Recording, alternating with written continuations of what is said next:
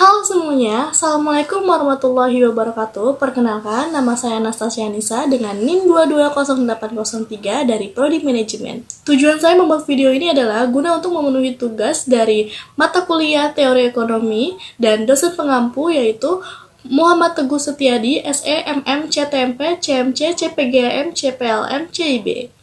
Baiklah, langsung saja kita ke materi. Untuk materi yang pertama, di sini akan membahas struktur pasar. Bagaimana penjelasannya? Langsung simak video ini ya.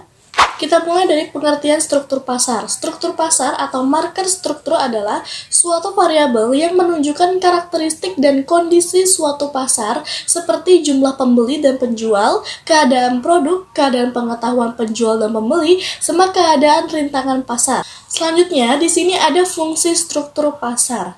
Nah, yang pertama itu ada persaingan, di mana ini menentukan tingkat persaingan antara perusahaan. Misalnya, dalam pasar persaingan sempurna, banyak penjual dan pembeli, sementara dan monopoli, satu perusahaan mengendalikan pasar. Yang kedua, ada harga, mempengaruhi penentuan harga barang atau jasa. Dalam pasar yang kompetitif, harga cenderung mencerminkan biaya produksi, sementara dalam pasar monopoli, perusahaan dapat menetapkan harga dengan lebih besar. Nah, yang ketiga itu ada efisiensi, di mana ini tuh berpengaruh pada tingkat efisiensi ekonomi. Pasar yang lebih kompetitif seringkali mendorong efisiensi karena perusahaan harus berinovasi dan berusaha meminimalkan biaya. Selanjutnya, di sini ada inovasi, di mana struktur pasar dapat mempengaruhi tingkat inovasi dalam industri. Persaingan yang kuat dapat mendorong perusahaan untuk terus-menerus berinovasi untuk mempertahankan pangsa pasarnya.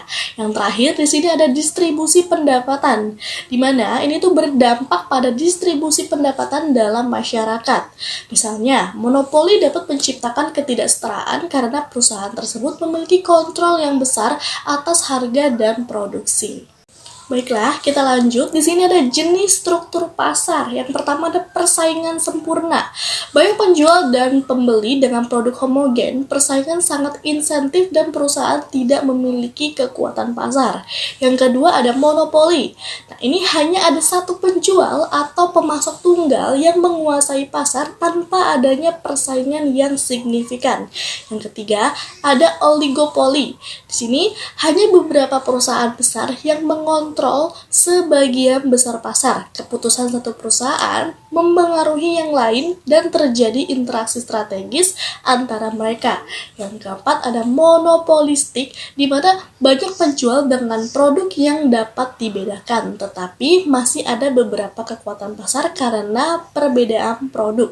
Yang terakhir ada oligosoponi, beberapa pembeli mengendalikan pasar dari sisi permintaan mempengaruhi harga dan kondisi perdagangan. Yang selanjutnya di sini ada pasar persaingan sempurna dan pasar persaingan tidak sempurna. Di sini saya akan menjelaskan pasar persaingan sempurna terlebih dahulu ya.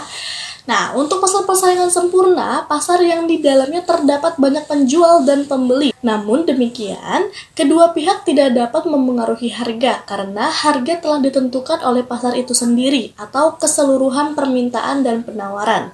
Nah, pasar persaingan sempurna dianggap sebagai struktur pasar yang paling ideal karena menjamin terwujudnya kegiatan produksi barang dan jasa secara optimal. Nah, lalu bagaimana dengan pasar persaingan tidak sempurna?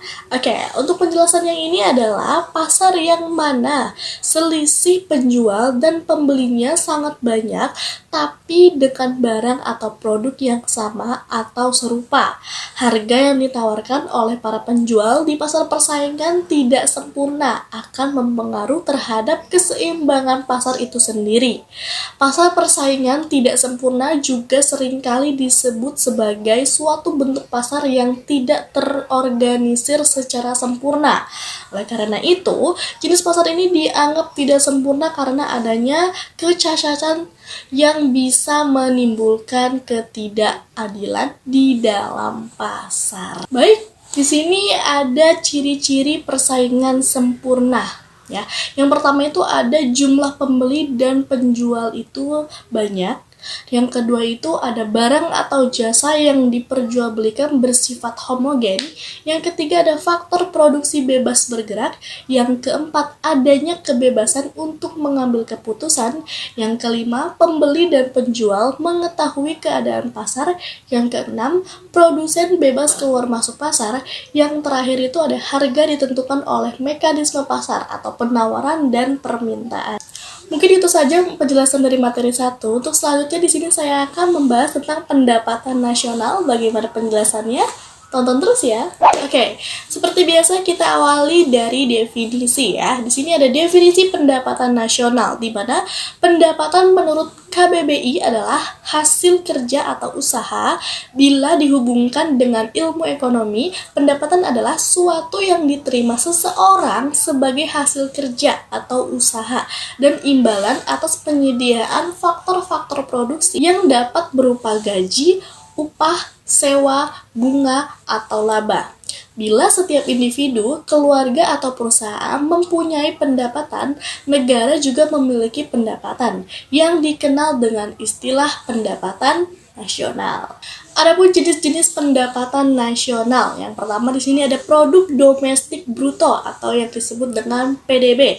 Yang kedua ada produk domestik regional bruto atau yang disingkat PDRB. Yang ketiga itu ada produk nasional bruto atau PNB. Yang keempat ada produk nasional neto atau PNN. Yang kelima ada pendapatan nasional neto atau PNN. Yang keenam ada pendapatan perseorangan atau PI. Dan yang terakhir ada pendapatan bebas atau yang biasa disebut dengan PB. Baik, mungkin untuk materi yang kedua itu cukup singkat. Di sini adalah materi yang terakhir yaitu di karakteristik pendapatan nasional. Di sini ada nilai akhir, nilai pasar dalam suatu periode waktu tertentu dan juga berdasarkan wilayah.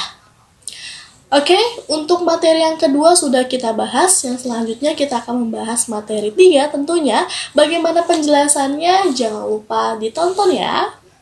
Halo, kembali lagi sama saya. Di sini saya akan membahas materi yang ketiga, ya. Di sini saya akan membahas pasar persaingan monopoli.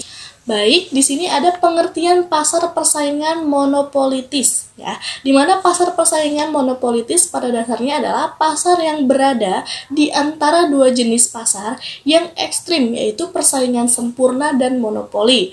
Oleh sebab itu, sifat-sifatnya mengandung unsur-unsur sifat monopoli dan unsur-unsur sifat pasar persaingan sempurna. Pasar persaingan monopolitis dapat didefinisikan sebagai suatu pasar di mana terdapat banyak produsen yang menghasilkan barang yang berbeda, corak, atau different product.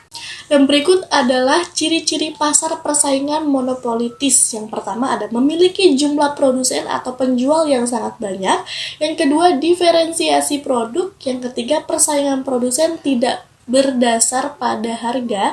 Yang keempat, kebebasan produsen baru untuk keluar dan masuk pasar. Yang kelima, ada perkembangan teknologi dan inovasi. Untuk selanjutnya, di sini saya akan membahas fungsi pasar persaingan monopolistik. Di sini yang pertama ada efisiensi alokasi sumber daya, yang kedua ada inovasi produk, yang ketiga diversifikasi pilihan konsumen, yang keempat peningkatan kualitas produk, yang kelima penciptaan lapangan kerja. Berikut adalah contoh pasar monopolistik. Yang pertama ada pabrik rokok. Nah, pabrik rokok seperti Jarum, Gudang Garam, Jisamsu, dan lainnya sama-sama memproduksi rokok, tapi setiap perusahaan mempunyai ciri khasnya masing-masing. Dan yang kedua ada pabrik sepeda motor. Contoh selanjutnya dari pasar persaingan monopolistik yang ada di Indonesia adalah pabrik sepeda motor Honda ataupun Yamaha, di mana motor keluaran Honda selalu dianggap lebih irit dibandingkan dengan sepeda motor merek lainnya. Baik, mungkin itu saja untuk penjelasan dari materi 3. Yang selanjutnya di sini saya akan membahas materi 4 yang berjudul dengan pasar bebas dan kebijakan pemerintahan. Dimulai dari definisi pasar bebas dan kebijakan pemerintahan, di mana pasar bebas adalah perdagangan yang berfokus pada penjualan berdasarkan mekanisme penawaran dan permintaan tanpa melibatkan campur tangan pemerintah. Jadi, pengusaha memiliki kewenangan mutlak atas pengelolaan produksi dan harganya, serta bebas memilih siapa saja yang akan menjadi target penjualan mereka. Adapun contoh kebijakan pemerintah dalam pasar bebas, yang pertama ada tarif. Nah, tarif adalah pajak yang dikenakan pemerintah atas barang impor. Yang kedua ada subsidi, adalah bantuan keuangan yang diberikan pemerintah kepada produsen. Yang ketiga ada kebijakan perdagangan. Nah, di sini juga ada dampak positif dan negatif dari kebijakan pemerintah dalam pasar bebas. Untuk dampak positifnya adalah dapat meningkatkan efisiensi produksi, dapat melindungi industri dalam negeri, dan juga dapat meningkatkan kesejahteraan konsumen. Nah, untuk dampak negatif sendiri adalah dapat mengurangi persaingan, dapat menghambat inovasi, dapat merugikan konsumen, dan yang terakhir adalah pemerintah perlu menyeimbangkan antara dampak positif dan juga negatif dari kebijakan pasar bebas. Lalu di sini juga ada contoh pasar bebas dan kebijakan pemerintah, di mana contoh perdagangan bebas yaitu ada APEC atau Asia Pacific Economic Cooperation. Yang kedua ada CAFTA atau China ASEAN Free Trade Area. Yang ketiga ada EU atau Eropa Union. Yang keempat ada MEA atau Masyarakat Ekonomi Asia. Yang terakhir ada NAFTA atau North America Free Trade Agreement. Nah, di sini juga ada pola kegiatan perekonomian pasar bebas. Untuk membuat penilaian terhadap efisiensi sistem pasar bebas, perlulah diperhatikan 3 hal berikut ini. Yang pertama itu ada ciri-ciri sistem pasar bebas. Yang kedua ada kritik-kritik terhadap sistem pasar bebas. Yang terakhir ada analisis atau analis keseimbangan sebagian umum. Selanjutnya di sini ada bentuk campur tangan pemerintah dalam pasar bebas dan kebijakan pemerintah. Yang pertama ada mengawasi agar externality kegiatan ekonomi yang merugikan dapat dihindari atau akibat buruknya dapat dikurangi. Yang kedua ada menyediakan barang publik yang cukup sehingga masyarakat dapat memperoleh barang tersebut dengan mudah dan juga murah. Baik, mungkin itu saja materi 4 yang dapat saya sampaikan. Untuk materi 5 akan saya bahas setelah video ini ya. Halo, bagaimana? Apakah masih semangat? Harus dong. Untuk materi yang kelima di sini saya akan menjelaskan kebijakan fiskal dan kebijakan moneter. Untuk definisinya adalah kebijakan fiskal merupakan kebijakan ekonomi yang berkaitan dengan penerimaan pemerintah. Nah, bentuk penerimaan ini adalah pajak bersih yang diperoleh dari sektor rumah tangga. Pajak ini digunakan oleh pemerintah untuk membiayai pengeluaran yang disebabkan oleh kegiatan pemerintah. Adapun model dan pendekatan kebijakan fiskal, yang pertama itu ada ekspansif. Nah, untuk merangsang pertumbuhan ekonomi dengan meningkatkan restriktif, nah pengeluaran pemerintah atau mengurangi pajak. Yang kedua ada restriktif. Restriktif untuk menstabilkan ekonomi dengan mengurangi pengeluaran pemerintah atau penaikan pajak. Nah, ada pun fungsi kebijakan moneter. Yang pertama ada penjaga kestabilan harga, penjaga iklim investasi, peningkat neraca pembayaran, penstabilan nilai tukar mata uang, dan juga penyedia lapangan kerja. Selanjutnya, di sini ada definisi kebijakan moneter, di mana kebijakan moneter merupakan kebijakan dalam upaya mengendalikan perekonomian negara secara makro untuk mencapai perekonomian yang lebih baik dengan cara mengatur jumlah uang yang beredar dan untuk mencapai tujuan tertentu, misalnya menahan inflasi, mencapai pekerja penuh atau lebih sejahtera. Perekonomian yang baik sendiri dapat dilihat dari kestabilan harga melalui tingkat inflasi yang terkontrol. Lalu di sini ada contoh kebijakan moneter, di mana yang pertama tuh ada pelaksanaan kredit langsung oleh Bank Indonesia, yang kedua ada penyediaan fasilitas overdraft, yang ketiga ada penerbitan surat utang negara, yang keempat ada program intervensi rupiah. Dan yang terakhir ada tujuan kebijakan moneter, Ya, di sini ada stabilitas ekonomi, kesempatan kerja, kestabilan harga, neraca pembayaran internasional, dan yang terakhir itu ada kestabilan harga. Baiklah, mungkin itu saja penjelasan dari materi 5. Tidak terasa kita sudah masuk ke materi yang terakhir, yaitu materi ke-6 dengan judul perekonomian terbuka. Kita mulai dari definisi ekonomi terbuka, di mana ekonomi terbuka adalah jenis perekonomian yang berinteraksi dengan dunia luar melalui perdagangan internasional, pergerakan modal, transfer informasi dan pengetahuan teknis, dan migrasi tenaga kerja. Perekonomian terbuka adalah perekonomian yang melibatkan diri dalam perdagangan internasional atau ekspor dan impor barang dan jasa serta modal dengan negara-negara lain. Nah, itu adalah definisi dari ekonomi terbuka. Adapun model dan pendekatan ekonomi terbuka. Secara umum, pada sistem perekonomian terbuka ini, produsen memiliki hak untuk melakukan kegiatan penjualan produk atau barang ke negara-negara lain atau ekspor, dan juga sebaliknya, yaitu melakukan kegiatan pembelian produk atau barang yang berasal dari luar negaranya atau impor. Berikut adalah contoh ekonomi terbuka. Yang pertama ada ekspor dan impor barang, yang kedua pasar valuta asing, yang ketiga ada investasi asing langsung, yang keempat ada pengiriman tenaga kerja asing, yang kelima ekspor dan impor jasa.